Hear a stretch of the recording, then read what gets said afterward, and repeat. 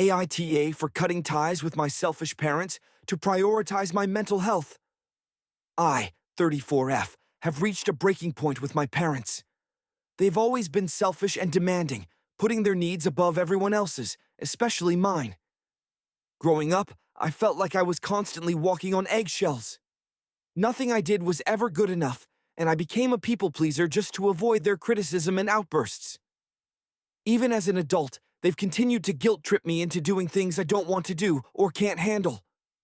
Whenever I tried to assert myself or set boundaries, they would accuse me of being ungrateful or selfish. It got to the point where I was completely drained, sacrificing my own happiness and mental health to keep them happy. The final straw came during a particularly heated argument, when my parents berated me for not dropping everything to help them with something trivial. It was as if my life and struggles didn't matter to them at all. That's when I realized I couldn't keep doing this anymore.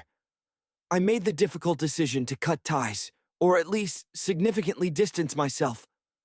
I told them I needed to prioritize my well-being and that I couldn't be their emotional crutch anymore. As expected, they didn't take it well. They've been calling me selfish, accusing me of abandoning them, and even trying to rope in other family members to guilt me into reconciling. Some relatives agree with my parents and think I'm being cruel by distancing myself. They argue that family is family and that I should just put up with it because they're my parents. Others, including my therapist, believe I'm doing the right thing by protecting my mental health. Now, I'm torn. I feel guilty for cutting ties, but I also feel lighter and more at peace without their constant demands. I wonder if I've gone too far by creating this distance, or if it was the only way to take care of myself. So, AETA for cutting ties with my parents to prioritize my mental health.